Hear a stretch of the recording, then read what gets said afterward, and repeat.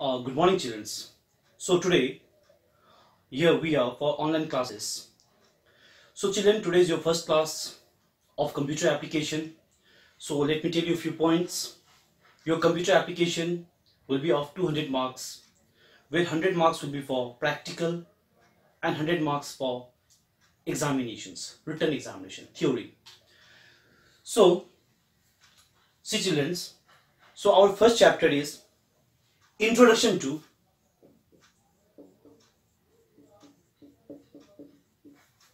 Object-Oriented Introduction to Object-Oriented Programming Concept.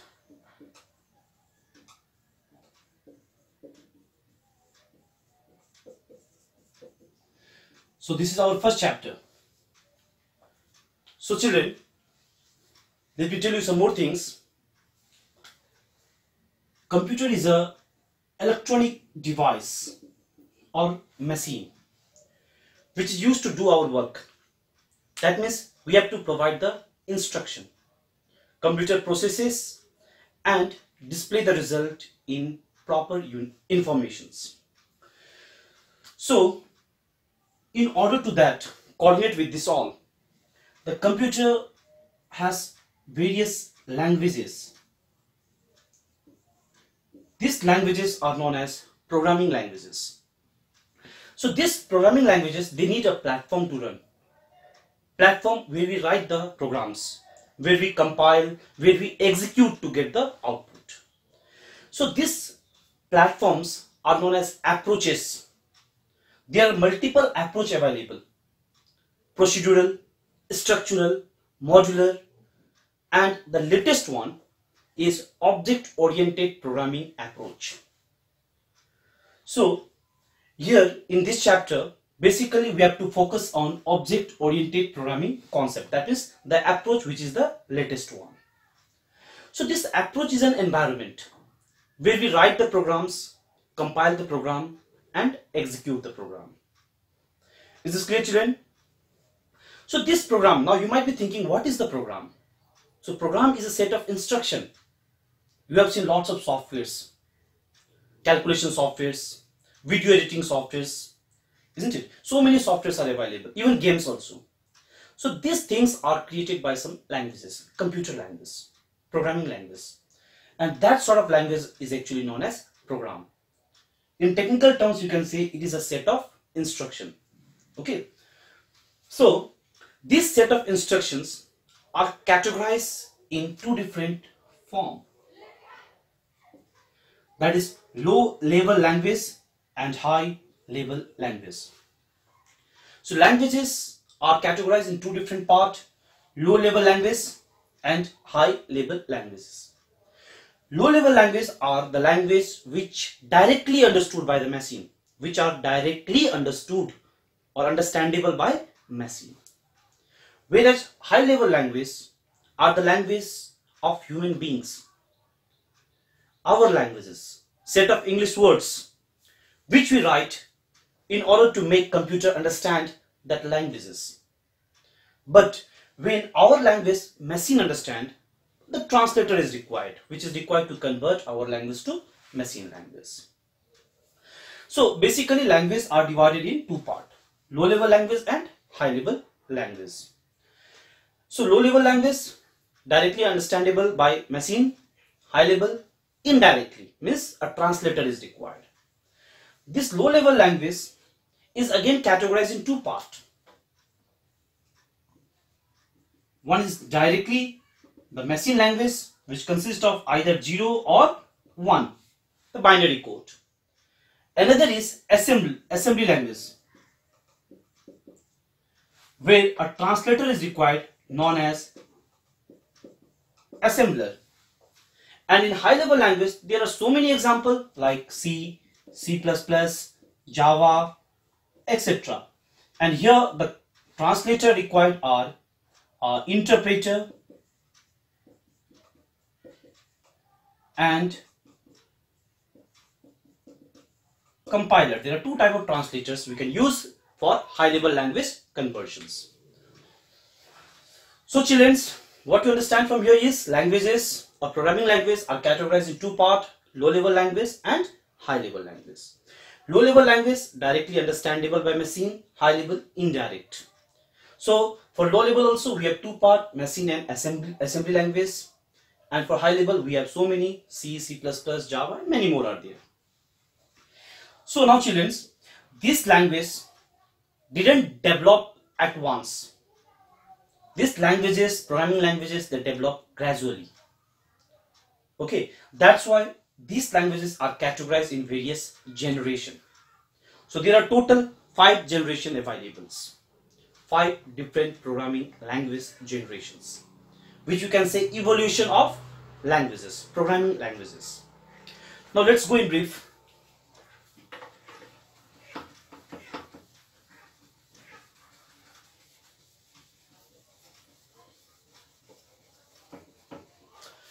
So see here, we have first generation language. First generation language. First generation language was a machine language, which consists of 0 and 1, known as binary. For this language, it was a bit complicated because everything was compiled in the form of 0 and 1, which was very tough for normal human being like we to understand. Only machine can understand directly. So later on, this first generation language was gradually improved to second generation language, where assembly language came. So when assembly language came, it uses some symbolic code. Some symbolic code like add, mul, okay, move, lt for let. So like this sort of various abbreviated words was introduced, and that was used for the programming language. But to convert this assembly language into a machine language, a translator was used known as assembler. So third generation came after this. Third generations, they use high level languages. Third generation, they use high level languages. That is the language which was understood by human being. And this sort of languages consist of C, C++, Java, etc. For them, the conversion, interpreter and compiler was used as a translator. After that, the fourth generation of language came, and this fourth generation language, they was much more advanced. Okay, they was used with the programming language and as well as backend. That means front end and back end. This two different part was compiled or combined together, and a fourth generation language was introduced. That time the language used was SQL. It is known as SQL also. It is one database, a famous or say popular database of today's time. Backend, basically for storage purpose. Even we can program also. That means a front end as well as back end, both can be developed by these languages. Okay, it exists in fourth generation language. Then came was fifth generation language.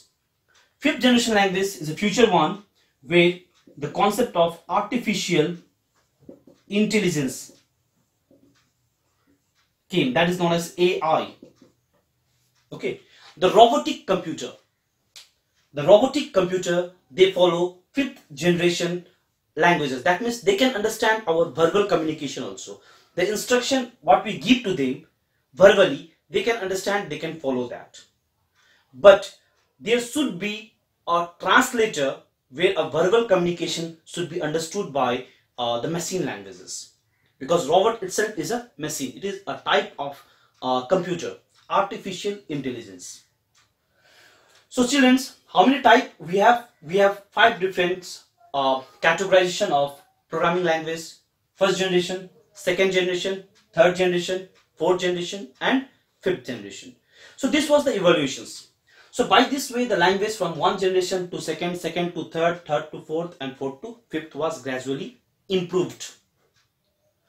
But in this chapter, we are going to learn about a popular programming language known as Java. So before going in depth, let me tell you a few points about Java. Java, you can see, is a third generation programming language. It falls in high level language and it follows the approach that is object-oriented programming. It's a very strong programming language developed by James Gosling. It is used for both type of software creation, window-based as well as web-based. We can even create a web applications which will be like you can see in internet. Okay, the pages, whatever, like websites. The advanced part of websites are known as web application that can be created by Java.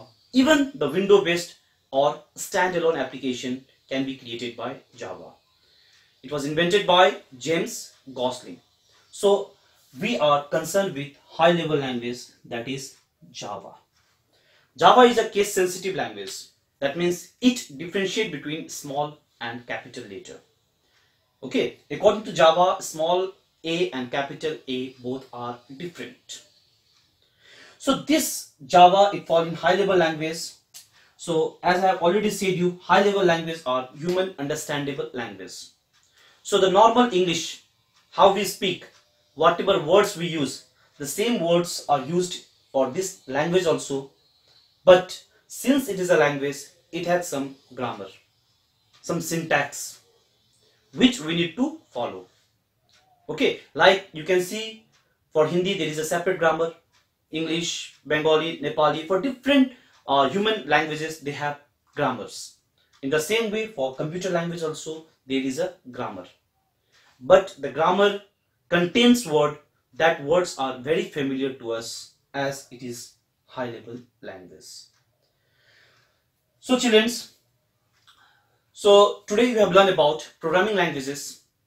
Okay, so programming languages are the language with which we communicate with computer. We provide instruction to computer. So once we provide instruction to computer, computer does that work. Okay, so while communicating, we have to write the piece of code. That piece of code is instruction or program.